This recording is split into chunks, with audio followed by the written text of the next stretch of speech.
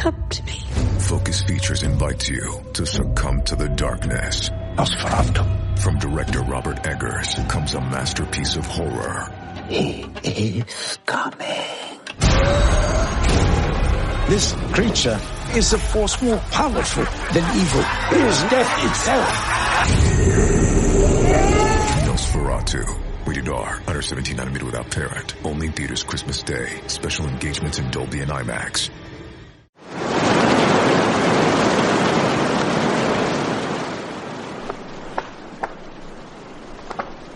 Todavía no ha terminado el otoño en la serranía de Cuenca. El frío se siente intenso y el implacable silencio que envuelve el bosque solo se rompe por el quejumbroso lamento del árbol al caer. Hace unas semanas que ha sido nombrado miembro del cuerpo de ingenieros de la Marina y ya echa de menos el mar. Estar embarcado, sentir bajo los pies el crujir de los baos de cubierta, los balances y cabezadas. Tierra firme se ha revelado un destino aburrido y tedioso. Un marino por los montes de la vieja Castilla se mueve con la misma destreza con la que el capellán de su pueblo se desenvuelve por las tabernas del puerto de Cartagena. ¿Quién sabe? Prefiere la vida a bordo de cualquier barco a estar encerrado en aquella inmensidad boscosa por la que, en un aparente deambular, se afanan taladores, muleros y carpinteros, esforzándose fatigosamente por cumplir con los plazos de entrega de la madera para la construcción del navío proyectado en el recién construido arsenal cartagenero. Ellos, que saben, dicen que los meses de invierno, con los menguantes de luna, son los mejores para cortar los árboles. La savia está sin mover y baja las raíces como huyendo del frío que todo lo amortigua. Él podría hablarles de cómo ganar barlovento o capear un temporal, de buscar el mejor asiento para el fondeo, del cálculo de latitudes. Pero ¿de qué serviría eso en mitad de aquel bosque elegido cuidadosamente por el brigadier para el acopio de material? Porque un barco no es un objeto cualquiera. De hecho, ni siquiera puede considerarse un objeto. Construido con los materiales nobles que algún día derrocharon vida, sus maderas albergarán las emociones y sentimientos de quienes imprimirán su carácter. Hay barcos de todo tipo y condición, perezosos incluso con viento fresco, marineros que gustan de condiciones duras, los hay ágiles que dan popa al enemigo y si te he visto no me acuerdo, y de los que no pierden la oportunidad de cañonear al inglés porque se lo merece, siempre se lo merece. Los robles centenarios y sobre todo los pinos que abundan por la serranía, modelados por las hábiles manos de los carpinteros en el astillero, abandonarán para siempre su condición vegetal para asumir las leyes que rigen el mar. Convertido el trino de los pájaros que un día albergaron en golpes de mar que habrán de soportar como refugio y salvaguarda de las dotaciones a bordo. Allí, en medio de la frondosidad de los montes castellanos, un navío de más de 70 cañones empieza su singladura, al servicio de su majestad. Se nos ha hecho tarde estivando todo lo necesario para la travesía. Es mediodía y encaramos la bocana del puerto. La brisa de norte y el mar calmo ayudan al Nahua a navegar de bolinas sin sobresaltos. Amurados a babor, con el cabo de San Lorenzo a proa, iniciamos el viaje rumbo a Nora Bamma. A Son de Mar, el podcast para marinos y amantes de la navegación.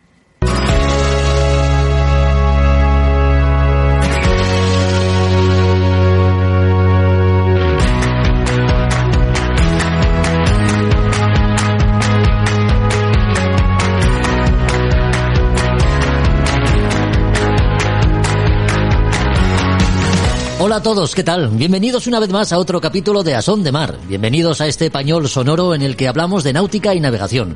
Hoy lo vamos a hacer con letras mayúsculas, porque a nuestros habituales colaboradores se une el regatista y navegante español Fernando Rivero. Gijonés de nacimiento, desde muy niño se ha movido entre escotas y drizas. Ha navegado con algunos de los patrones españoles más reputados y en la actualidad forma parte del equipo capitaneado por Fernando Echavarri a bordo del Scorpios, el barco en el que navegan unos pocos elegidos.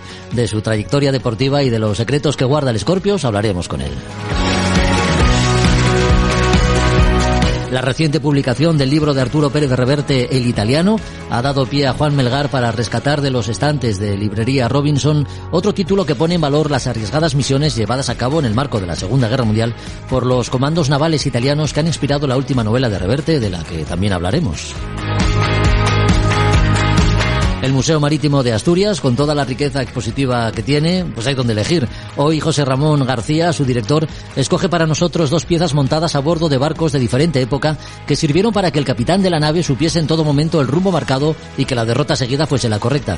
Piezas curiosas que se han ganado un espacio en el museo y que conoceremos en detalle. terminaremos con los consejos de Roberto Álvarez Bucetas, a quien le ha parecido interesante el asunto que le hemos propuesto. ¿Quién no ha tenido que pedir remolque alguna vez? Tanto si lo has hecho como si no, nunca está de más conocer las técnicas y maniobras elementales por si cualquier día te quedas sin motor o coges de la hélice un cabo, un aparejo, en fin. Bueno, sin más preámbulos y en vista de los interesantes contenidos que tenemos por proa, comenzamos.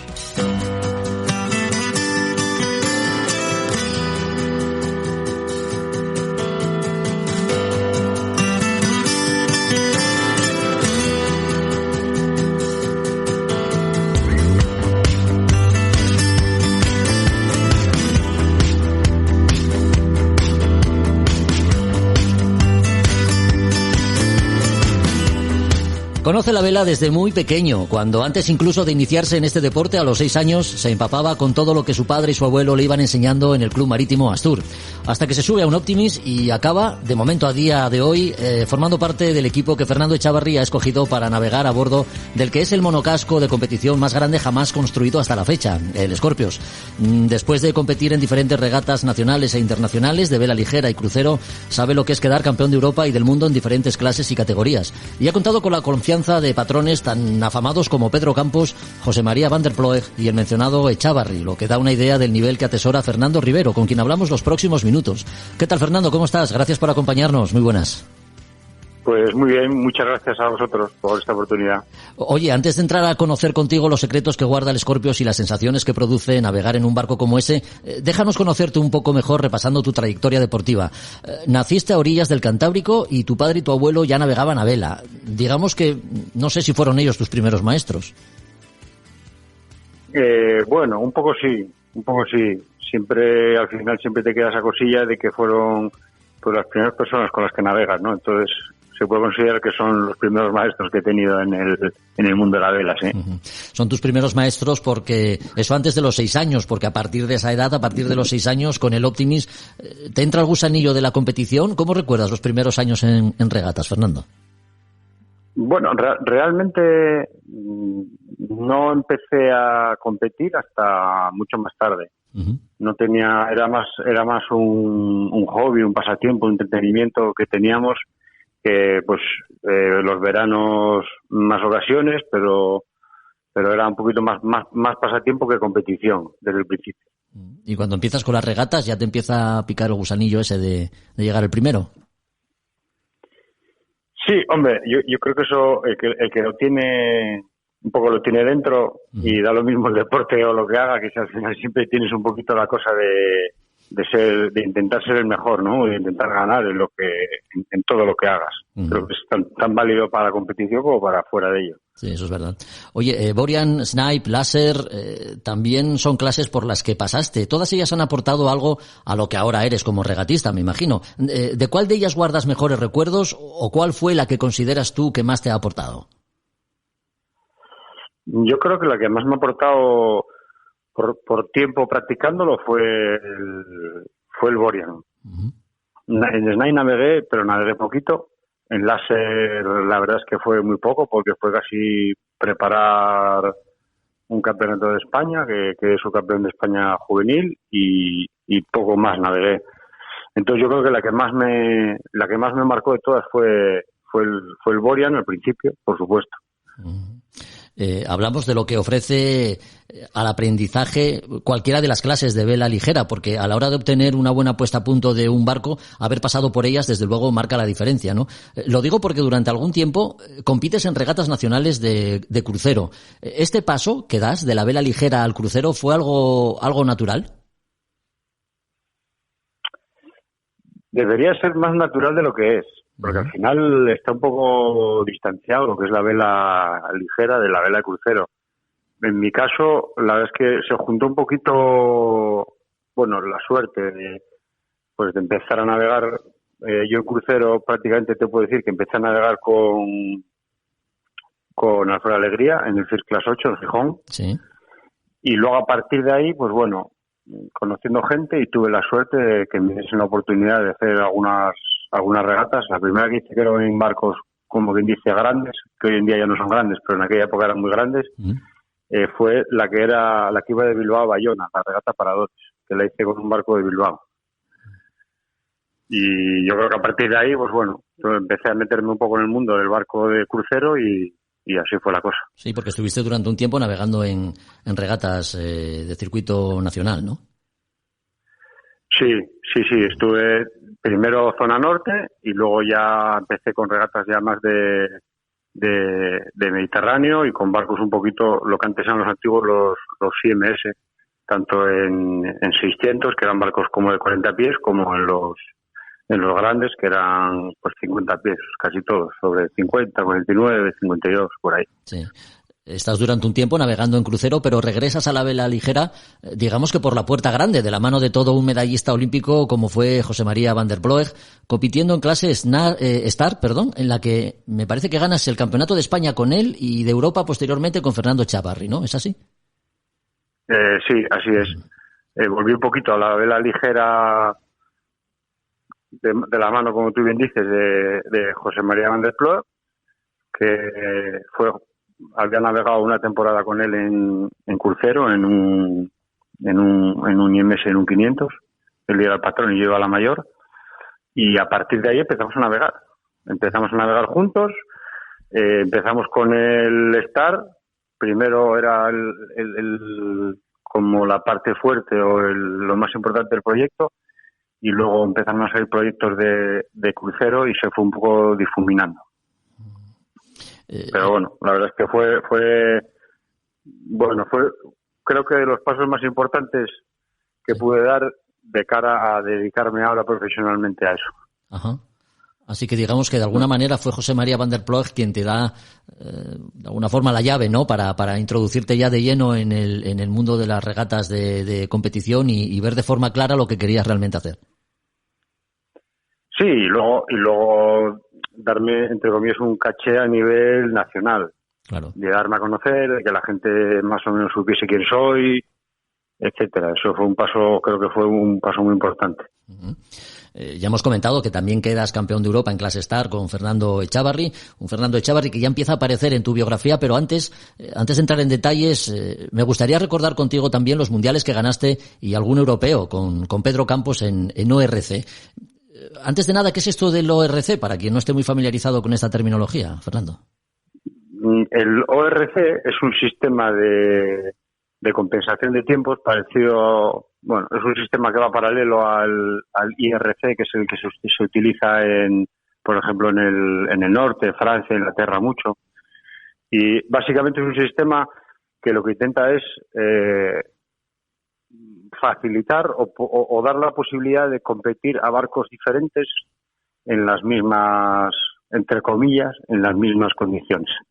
De tal manera que un barco, aunque sea más rápido que el otro, con la compensación de tiempos, pues se igualarían las posibilidades de ganar de ambos barcos. Entonces, en este momento, es cuando te dejas un pie en el crucero y ya pones un pie en la vela oceánica. ¿Es aquí cuando se va dando ese tránsito de una clase a otra? Sí, más o menos sí. A partir yo mi salto tengo la temporada que estuve sobre todo con el equipo de, como bien dices, de Pedro Campos, que ahí son regatas de ORC, hicimos mundiales, muchas Copas del Rey, algún europeo.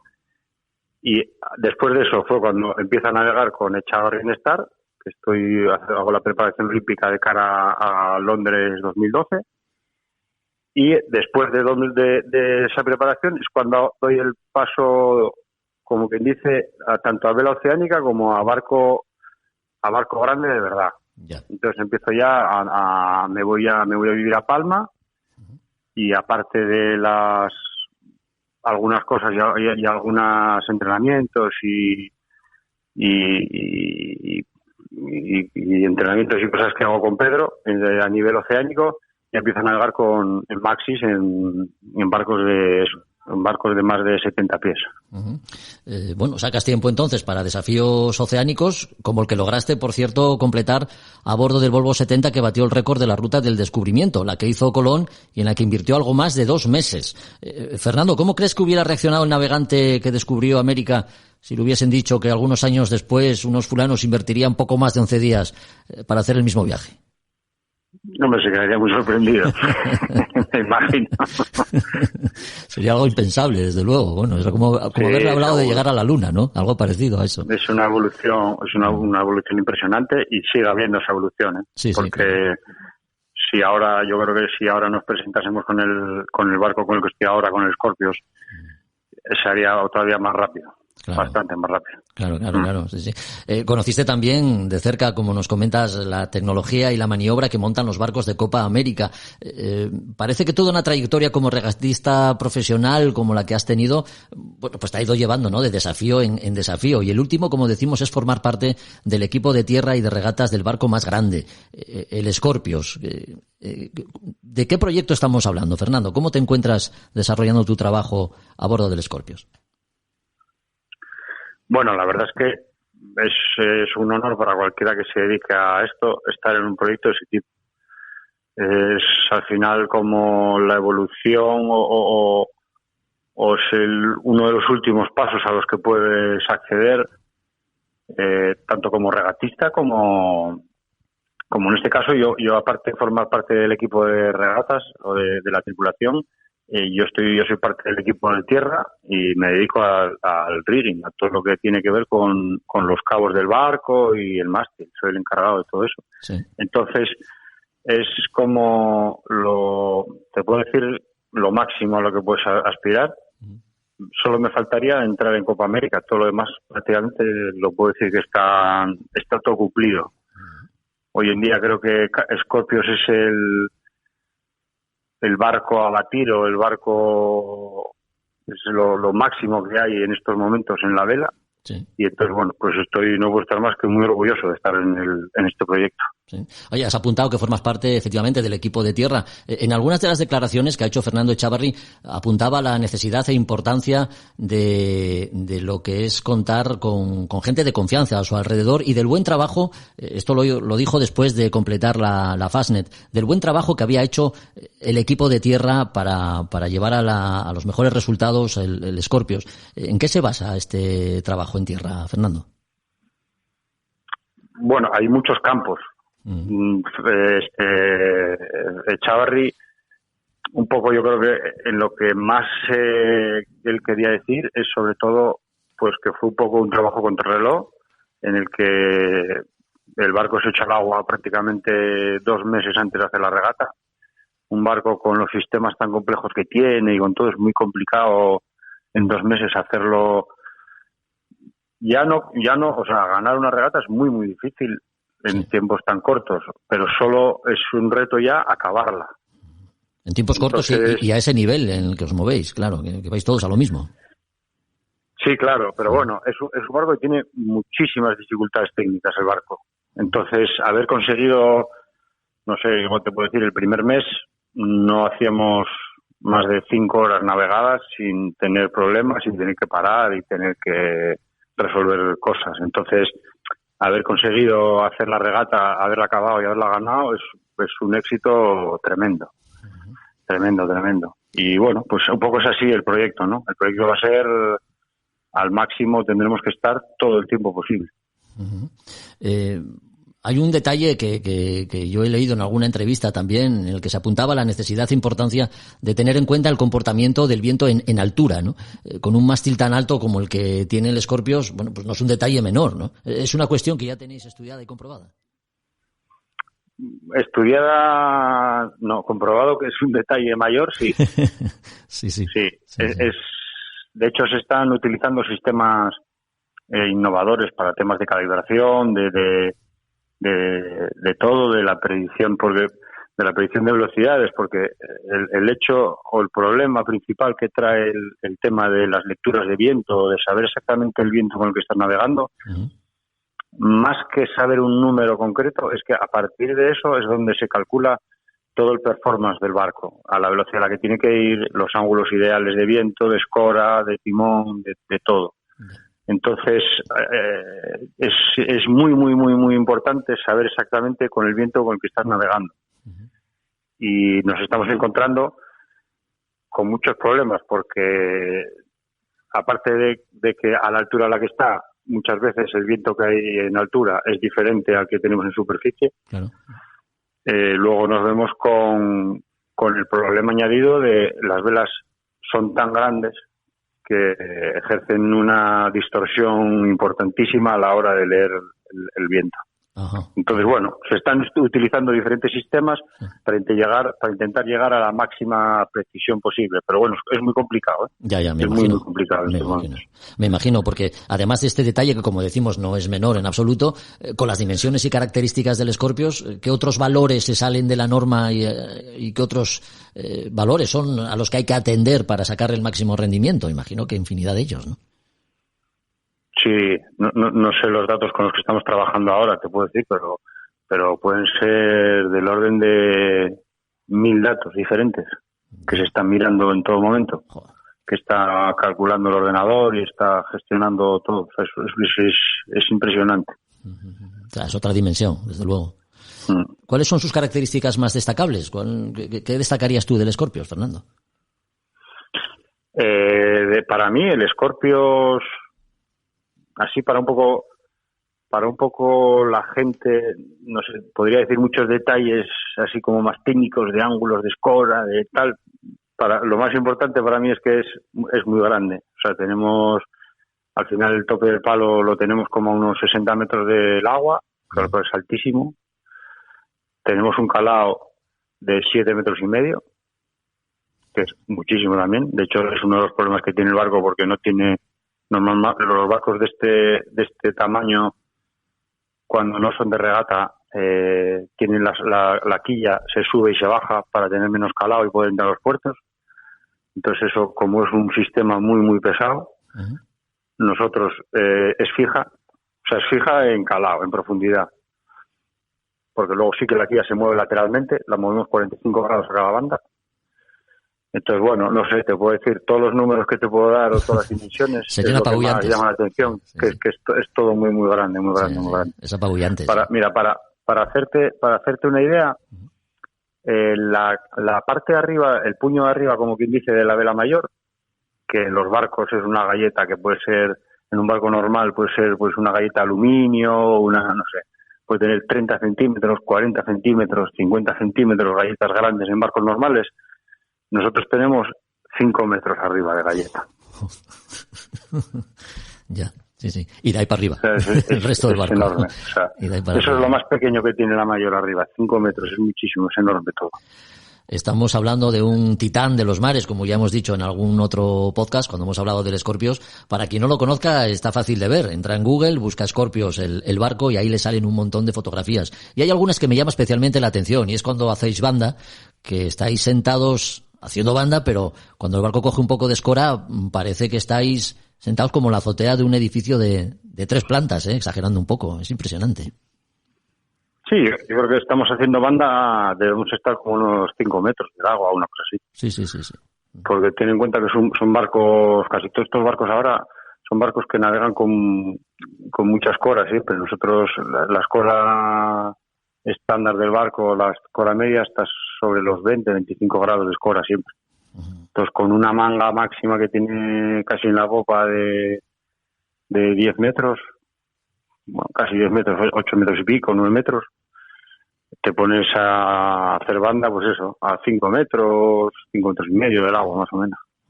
Oye, ¿en cuántas regatas habéis participado? La primera fue la Fastnet, del Faro Fastnet, y habéis hecho otra en el Mediterráneo también, ¿no? Saliendo de Malta, dando la vuelta a Sicilia, creo recordar. ¿Esas son las 2 únicas regatas en las que habéis participado o habéis hecho alguna prueba más? No, de momento solo han sido esas 2. Hemos hecho esas 2 y la verdad es que para el barco tampoco hay muchas regatas para hacer para este tipo de barcos. Claro. De hecho, el barco hace regatas, pero la finalidad, sí, como quien dice, valga la redundancia, la finalidad final es un poco dedicarse a hacer récords. De cruzar el Atlántico hacia un lado, hacia el otro, de intentar batir récords. Porque es un barco que por dimensiones y por todo, las regatas normales de triángulos o de costeras y tal nos quedan muy pequeñas, no nos da tiempo a hacer las maniobras, como quien dice, a la velocidad que vamos. Claro. Y luego hay muchas regatas que están limitadas a 100 pies, con lo cual nosotros nos quedamos fuera. Oye, ahora que nadie nos oye, el Scorpios, un barco espectacular por sus dimensiones y prestaciones, ¿es el mejor barco que has conocido o te quedas con otros diseños? Yo me quedo con otros diseños, me gustan los barcos más pequeños. Ajá, bueno, vale. Me pareció, yo de los barcos navegados, creo que los que más me han impresionado ¿sí? han sido Volvo 70. Creo que el Volvo 70, la última edición de la Volvo, eran unos barcos impresionantes que se está demostrando que siguen siendo competitivos en muchas regatas. Sí. Y luego uno que no hemos hablado de ello, porque es el GC32, que son de los barcos voladores ya. Ajá. También yo hice una temporada en el 2017 con Iker Martínez en los GC32. Y esos son espectaculares, eso sí que no tiene nada que ver, esos son espectaculares. Eso es correr, ¿no? Pero correr y correr. Eso es correr mucho. Sí, correr y correr. Sí. Hay que ver, oye, desde los 6 años a bordo de algo, del Optimis, que no llega a los 3 metros de eslora, al Scorpios, que supera los 46. Fernando Rivero sigue sacándole el máximo partido a lo que es sin duda su mayor afición, que ha convertido además en su trabajo. Hablamos de la vela. Fernando, ¿te ves haciendo algo diferente a navegar?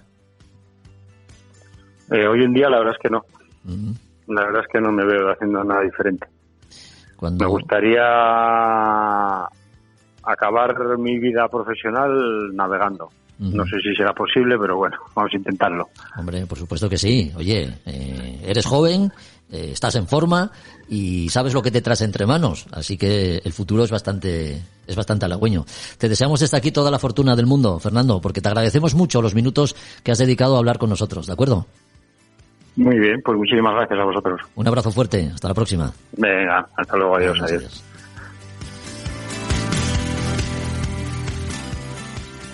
A Son de Mar, el podcast de Jorge Uría.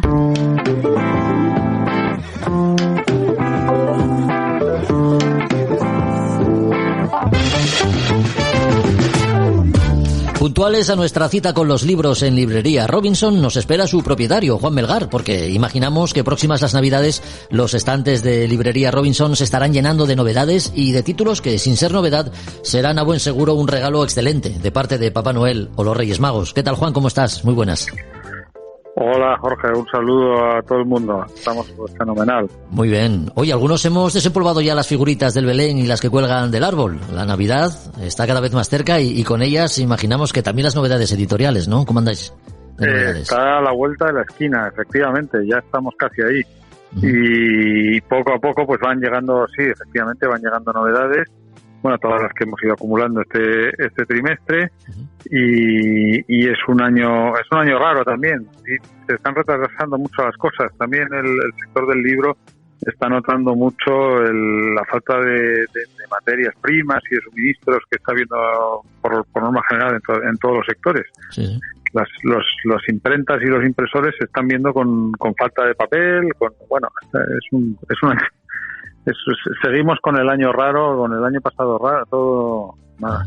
Estamos tardando en llegar a la normalidad. Es curiosísimo, ¿eh? Vivíamos en una normalidad desde hacía tantísimos años que pensábamos que siempre iba a ser igual y esto parece que nos coge a todos con el pie cambiado, efectivamente. Esto es una montaña rusa, sí. Así es. Oye, hoy te ha dado por destacar las hazañas de los comandos especiales italianos que operan en el mar bajo su superficie. Un libro que destaca este asunto es el publicado por Esteban Pérez Bolívar, que hoy nos traes y que lleva por título Los raids de la 10ª flotilla más. ¿De qué trata este libro? Háblanos un poquito de él.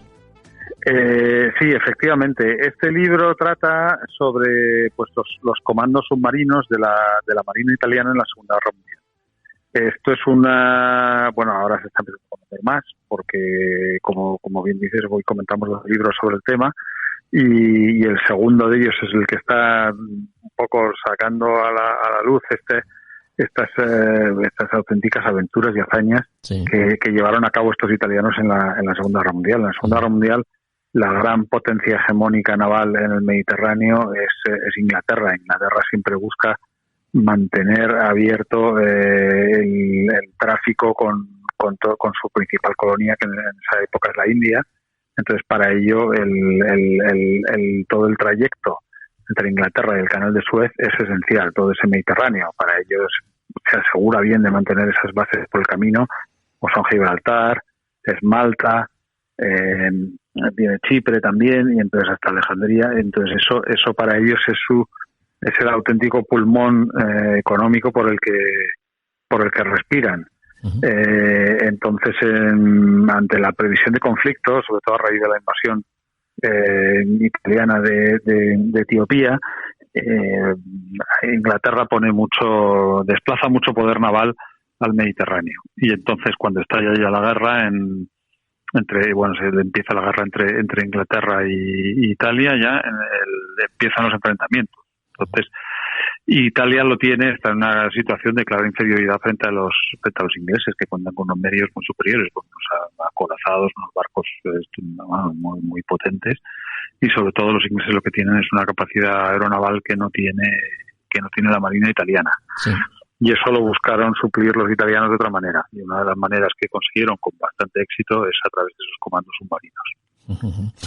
Sobre la Segunda Guerra Mundial tenemos efectivamente una vaga idea, ¿no?, de sus ejércitos, de las divisiones que participaron en el conflicto, pero sabemos muy poco de algunos comandos tan especiales como fueron estos italianos que literalmente se jugaban la vida bajo el agua. Sí, se jugaron la vida. Hay dos sitios que fueron su principal campo de actuación. Uno de ellos es la bahía de Algeciras, que es para atacar a Gibraltar y a todos los barcos y toda la navegación que había ahí, porque Gibraltar fue una base importantísima, desde luego, durante la Segunda Guerra Mundial.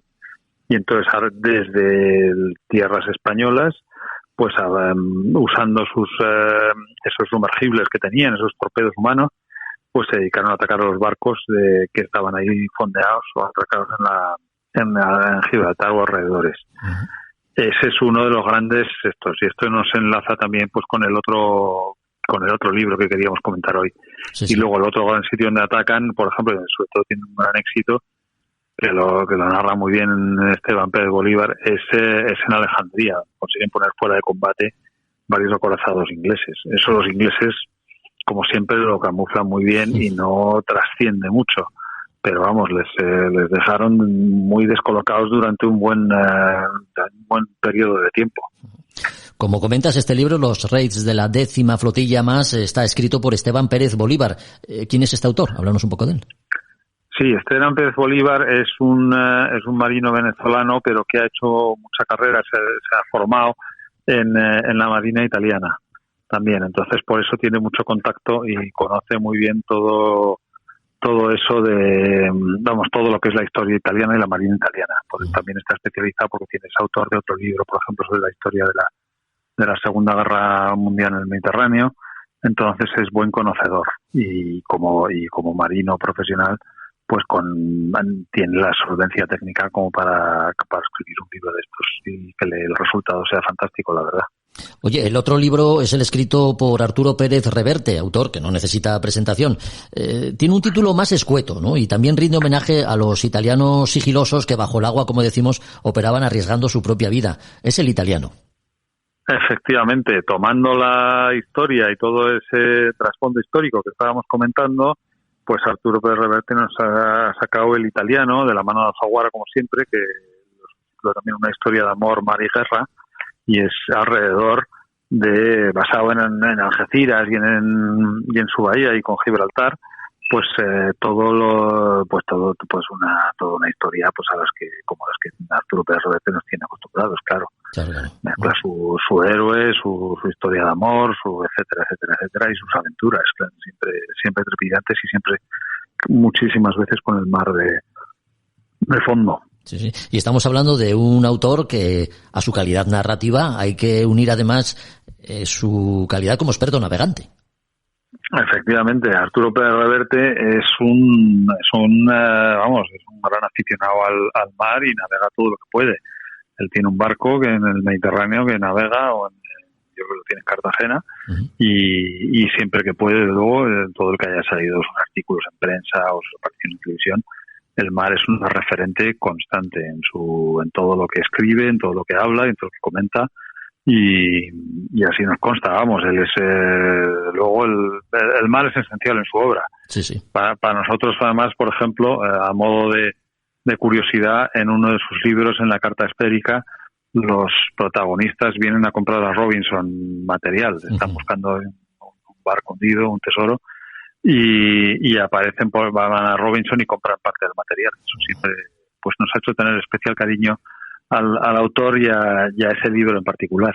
Porque imaginamos que será uno de vuestros clientes también. Bueno, yo alguna vez ha comprado, sí, eso tampoco nos gusta mucho de comentar quién compra, quién deja de comprar, pero vamos, sí, alguna vez nos ha comprado. Bueno. Sí. Oye, adelántanos alguno de los títulos que son novedad estas Navidades. ¿Tienes algo por ahí que nos puedas decir, Juan? Pues vendrán cosas interesantes, sí. Algunos de los que hemos ido comentando, sobre todo hasta ahora, están apareciendo novelas interesantes, y luego yo creo que en el formato de libro regalo lo que sí va a salir bastante, va a tener bastante éxito, es todos estos libros que yo creo que algunos también hemos ido comentando en ediciones pasadas, que son el formato tipo Atlas de los faros, o el Atlas de los infortunios en el mar, o el Atlas de las islas imaginarias. Ese libro muy visual y muy, a su vez, que invita, ¿no?, pues a ojear y a leer despacio y a recrearse también en unas ilustraciones muy bien hechas y en lo que es tener entre manos un libro bien editado. Ese formato yo creo que va a triunfar bastante estas Navidades. Qué interesante, qué bien. Bueno, pues vamos a dejarlo aquí, si te parece. De aquí a unos días, previo a Navidad, volveremos a hablar contigo, por supuesto. Bueno, más que hablar contigo, incluso, si te parece, yo que tengo que hacer una visita por Madrid, nos vemos y charlamos durante un rato y nos lo traemos al podcast. Pues nos haría muchísima ilusión, me haría especial ilusión que pudieras venir y pudiéramos tocar los libros y comentarlos a la vez, y yo creo que eso sería estupendo, la verdad.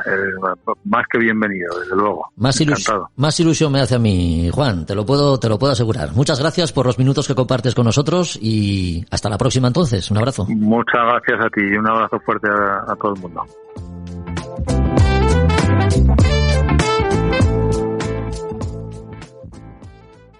A Son de Mar, la náutica en un podcast.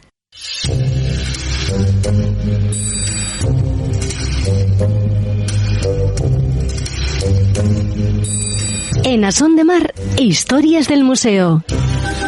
El responsable del barco es su capitán, y si bien es cierto que el trabajo a bordo ha de hacerse en equipo, con el personal que lo compone bien coordinado, ocupándose cada cual de la labor encomendada, al final el encargado de asegurar que las personas, el barco y las mercancías embarcadas lleguen a puerto es el capitán. Por eso, desde que la navegación existe, y muy especialmente desde que las travesías oceánicas empiezan, la figura del capitán coge especial relevancia.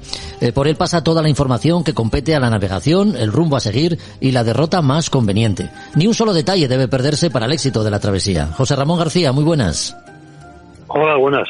Marcar un rumbo, elegir la derrota más conveniente. Ahora, como antes, el capitán sigue siendo la máxima autoridad, ¿no? Sí, siempre sí. El capitán es el que manda en el barco, con eso se dice todo.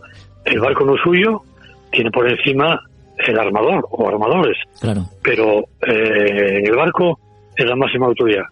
Y no solo en cuestión de maniobras o destinos, sino también judicialmente.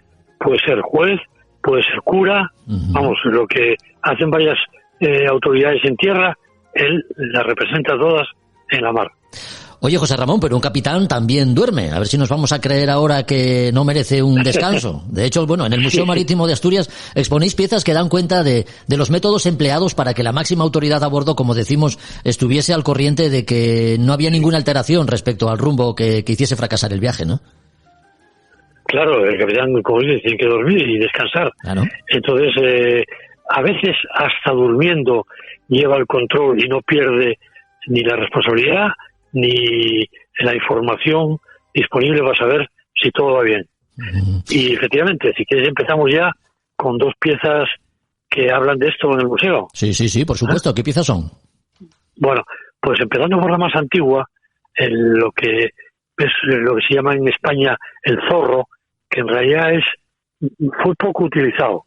El nombre de él es Le Renard, que es lo que significa el zorro en francés. ¿Sí? Y parece que fue en Francia donde tuvo mayor difusión.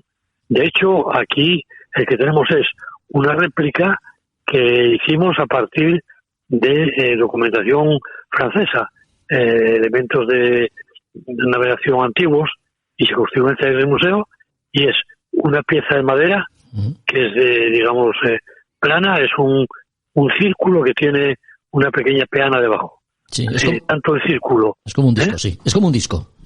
Sí, eso.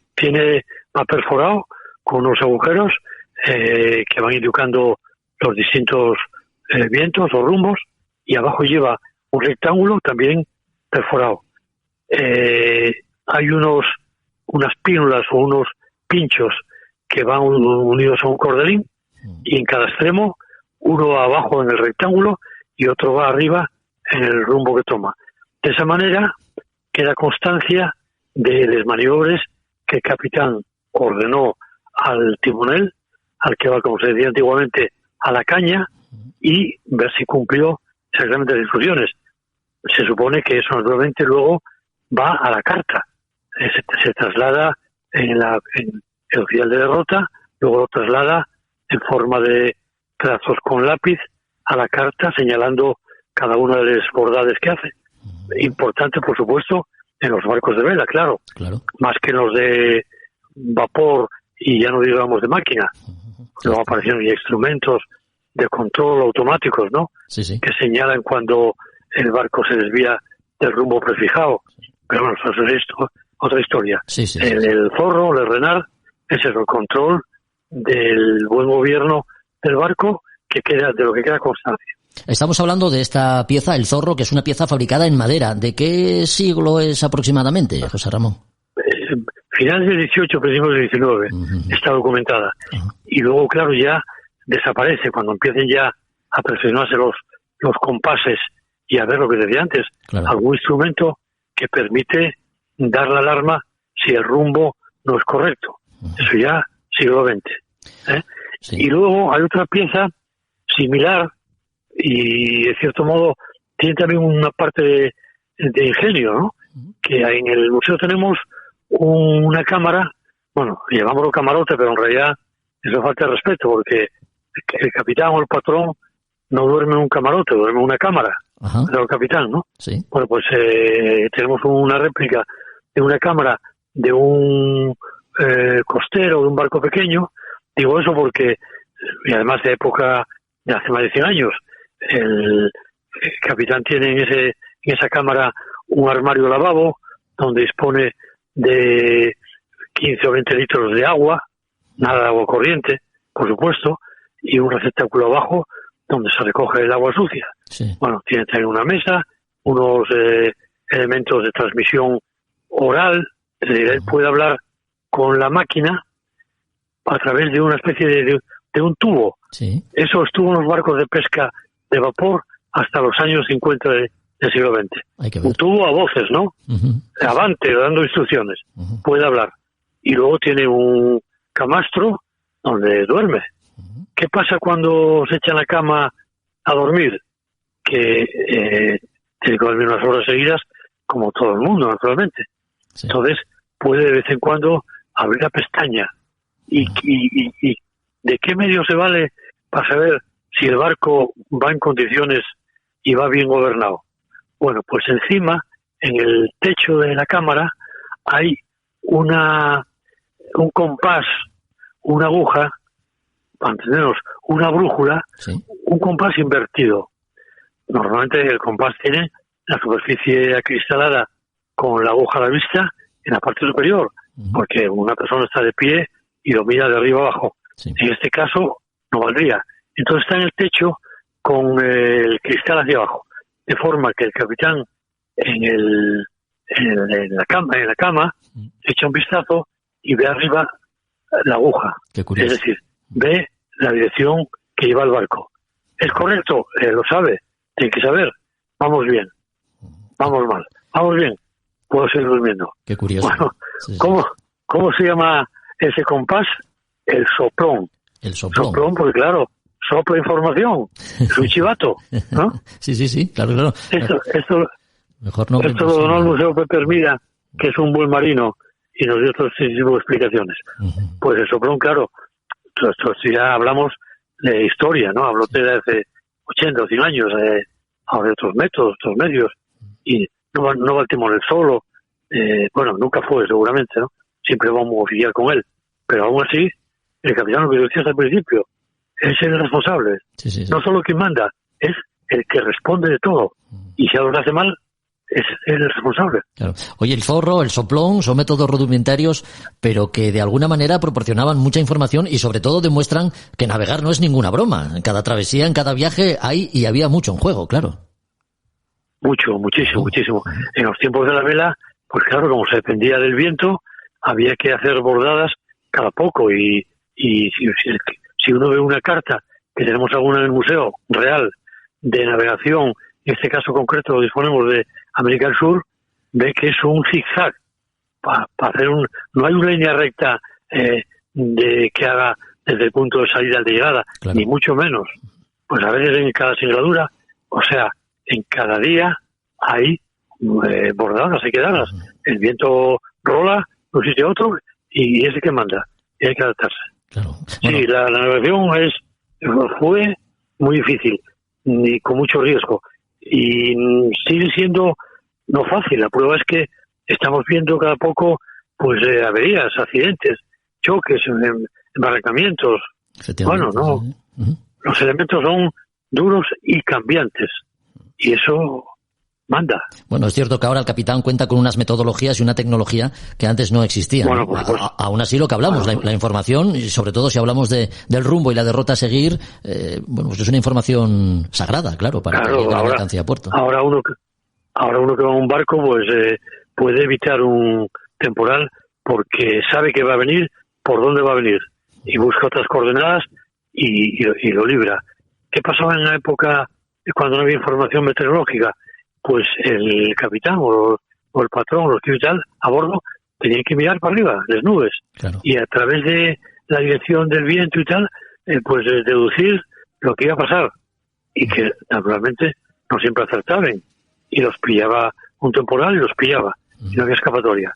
A veces podían verlo de lejos o tal, evitar, ¿no? Sí. Pero a veces era imprevisible, y no digamos de noche, claro. Eso ya...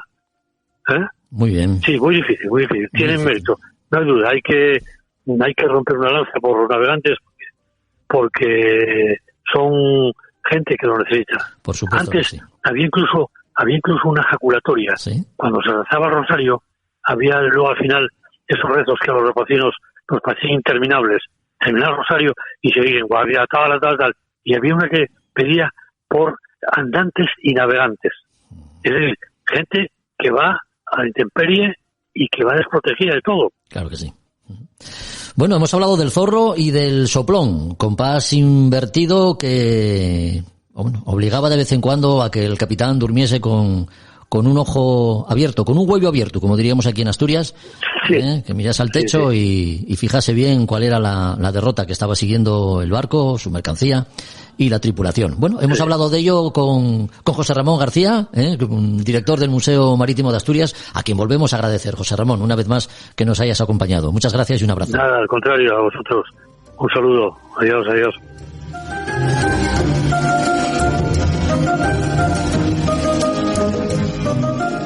A Son de Mar, el podcast para marinos y amantes de la navegación.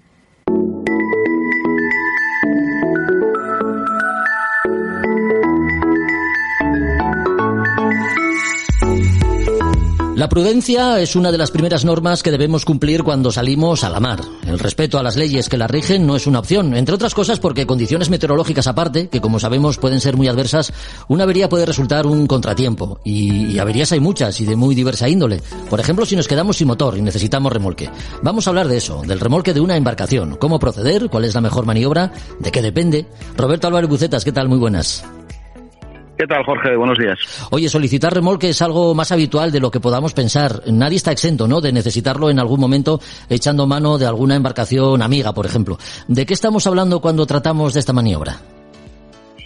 Bueno, pues sí, es una maniobra que tendríamos que practicar, tenemos que entrenar y de hacerla, bueno, pues haberla realizado alguna vez, porque bueno, todo el mundo alguna vez ha tenido que dar un remolque a alguien, o alguna vez a lo mejor nos han tenido que dar un remolque a nosotros, por lo cual estas maniobras tenemos que tener, pues bueno, unas cuantas cosas las cuestiones básicas, tenerlas bastante claras, ¿no? Y haberla practicado alguna vez, pues un día a buen tiempo, por verano y tal, pues oye, con un amigo te pones y oye, vamos a hacer una práctica aquí de remolque, vamos a dar un cabo y vamos a ver cómo es esto del remolque para un día, si tenemos que hacerlo en un caso real, pues que salga lo mejor posible, ¿no? Todos sabemos lo que es un remolque, pero hacerlo bien y no hacerlo de cualquier manera es lo que tú dices, hay que tener las cosas claras. ¿Cómo tenemos que proceder? Sí, hay que tener unas cuantas cosas claras con respecto al tema de los remolques, ¿no? Podemos empezar por lo que sería la definición de remolque. Es el cable o incluso cadena que se puede utilizar para unir un remolcador con un remolcado. Eso puede ser la definición, ¿no? Importante, cabo, tener un material preparado para si un día tenemos que hacer una maniobra de remolque. Tiene que ser un cabo de una cierta longitud, no sirve cualquier cabo, no sirve un cabo que tengamos a bordo de una marra que se ha deteriorado y que guardamos ahí en el cofre por si acaso. No, tiene que ser un cabo largo, lo más largo posible, mejor. Y material, que sea algún material que tenga una cierta elasticidad, ¿no? En el tema del tiro del remolque es importante que no absorba el barco remolcado, absorba todos los tirones del remolcado y se producen estrechonazos ahí que a veces hacen que pueda reventar pues un elemento de sujeción, una cornamusa, una vita, o puede reventar el propio remolque. Con lo cual, si tiene una cierta elasticidad, mejor, porque ese cabo va a absorber un poco el tirón que te puede dar el remolcador, ¿no? Y longitud del cabo de remolque, como te estaba diciendo, en aguas tranquilas, para remolcarlo media milla puerto, pues no hace falta que sea un remolque de mucha longitud. Tampoco puede ser muy corto, porque un tirón que te dé el remolcado puedes hacer que el remolcado, si tiene poco desplazamiento o poca resistencia, puede pasarte por el costado del remolcador, que puede pasar muchas veces, entonces hay que evitar eso. Sí. Y siempre que tenga la longitud de remolque un múltiplo, la longitud de ola, es decir, el remolcador y el remolcado queden simultáneamente en la cresta de la ola o los dos queden en el seno de la ola. Es decir, para que no se produzcan esos tirones que estábamos hablando. Es decir, no puede ser que el remolcador esté subiendo la cresta de una ola, esté subiendo la ola, quede frenado y el remolcado esté planeando un poco la bajada de la ola. Entonces se producen ahí diferentes aceleraciones, diferentes inercias entre los dos barcos y se van a producir violentos tirones, estrechonazos en el cabo de remolque, y eso es muy malo porque puede reventar cualquier cosa. Así que un cabo de garantías que tenga una cierta elasticidad y que tenga una longitud considerable. ¿Vale? Básicamente hablamos de dos tipos... Sí, dime. Terminamos con esto. Sí, adelante, Roberto. No, que tenga la longitud que sea la longitud de ola que tengamos de cresta a cresta o un múltiplo de ella. Es decir, los dos barcos queden arriba o abajo en la ola. Decía que cuando hablamos de dos tipos cuando hablamos de remolques hablamos de dos tipos fundamentalmente, ¿no? El remolque clásico, por decirlo de alguna manera, cuando un barco tira de otro, y está también el hacerlo a barloados. ¿De qué depende uno y otro?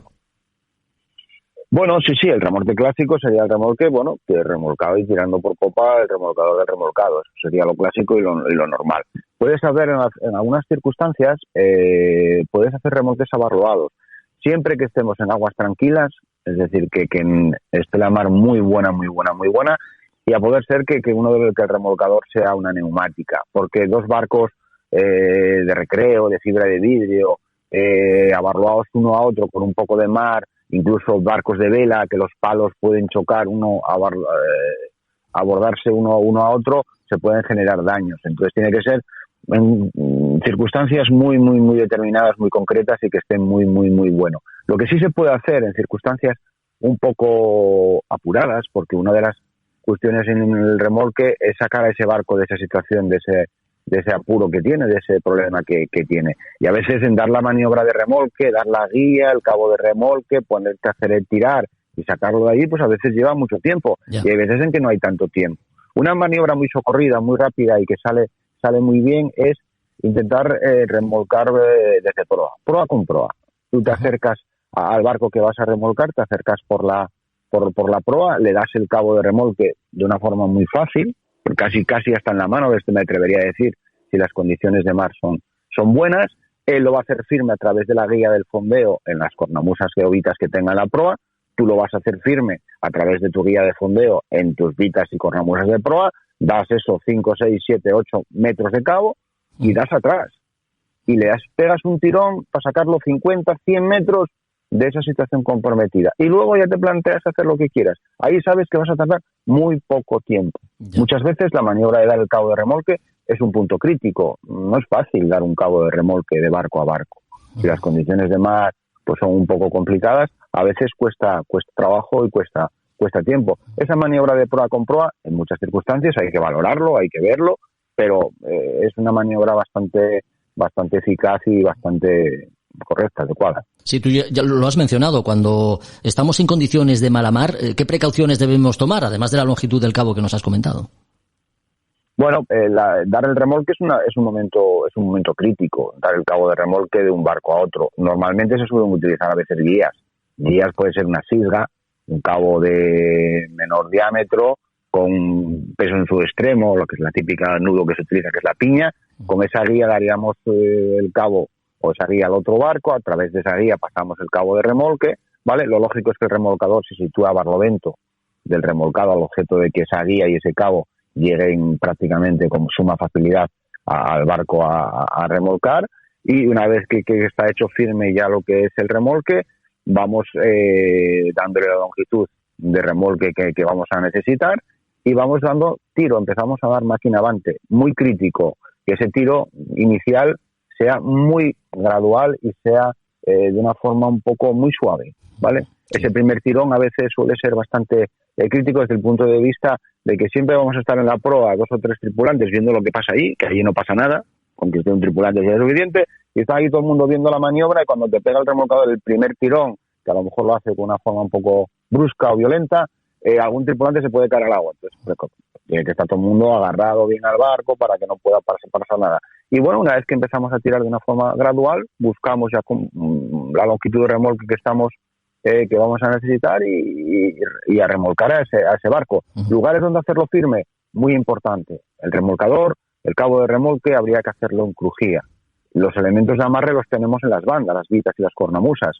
No puedo hacer un cabo de remolque a una banda. Comprometería la maniobrabilidad del remolcador. Para eso, para que trabaje desde crujía, lo que se suele hacer es una especie de pata de gallo, que sería con un cabo pequeño, un estrobo. Lo hacemos firme de cornamusa de una banda a cornamusa de otra banda. Le damos 3-4 metros, suficiente para que libre a lo mejor lo que es la hélice, el motor fuera a borda, si estamos con un motor fuera a borda, y a esa pata de gallo hacemos firme el cabo de remolque. O sea, ya aseguramos que el remolque llama desde crujía, por lo cual no va a comprometer en cierto modo la maniobra del remolcador, ¿vale? ¿El remolcado dónde lo hace firme? En la proa. Bueno, tiene la vía del fondeo, tiene cornamusas y vitas en la proa y no tendría problemas. Es importante que en el remolcador el cabo de remolque no comprometa su maniobrabilidad. Sí.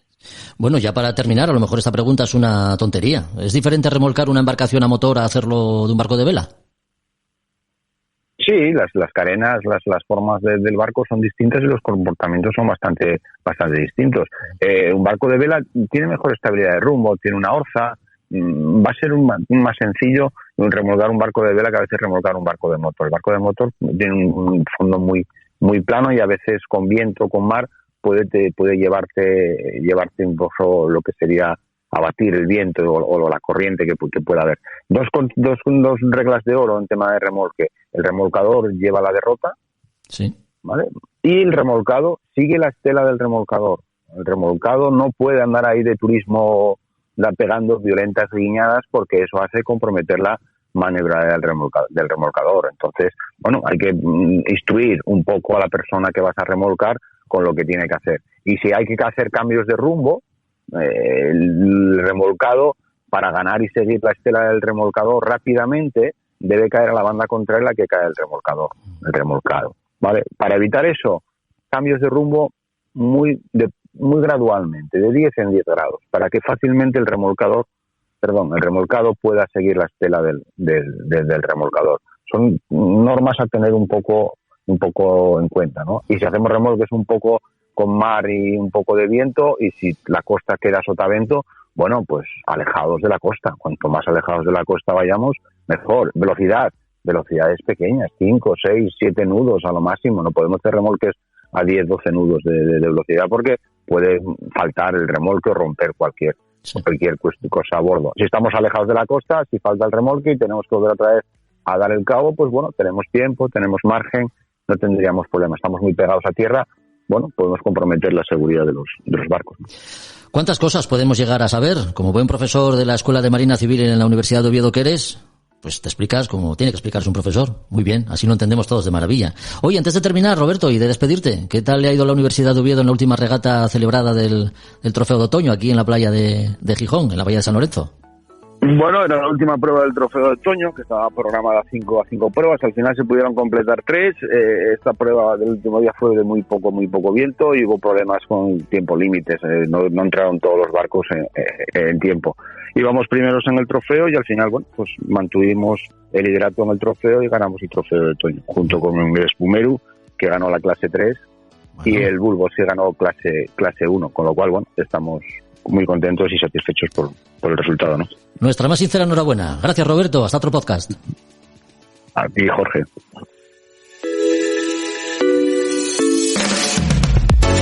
Hasta aquí otro podcast de A Son de Mar. Si te han gustado los contenidos, bueno, pues ya sabes que puedes compartirlos en redes sociales o cualquier plataforma en la que lo escuches para hacer más grande la comunidad de oyentes que, como tú y yo, sienten pasión por la náutica y la navegación. Hasta el próximo capítulo. Adiós.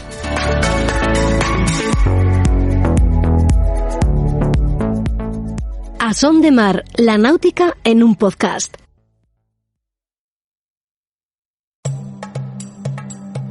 Desde el sur global nos mudamos al norte para buscar una vida mejor. Y ahora en podcast te contamos nuestras experiencias y aportes al país al que llegamos. Esto es Escucha Migrante, el podcast de la cultura en movimiento. Un proyecto sonoro para el encuentro de creadoras, investigadoras y distintos agentes culturales que hablan con voz propia en muchos acentos. Hola, soy Dagmario Oliver Graterol y seré tu anfitriona en los episodios conversacionales. Yo soy Mili Matos y seré la voz que te acompañará en los episodios narrativos. En esta primera temporada escucharás relatos que tienen a la migración y a la cultura como espacios de creación, convivencia y resistencia desde España.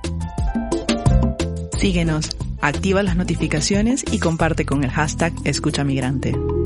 Este es un proyecto beneficiario de las ayudas para la promoción del sector del videojuego, del podcast y otras formas de creación digital convocadas por el Ministerio de Cultura y financiadas por la Unión Europea Next Generation EU, con el apoyo de Yo Soy el Otro, Asociación Cultural.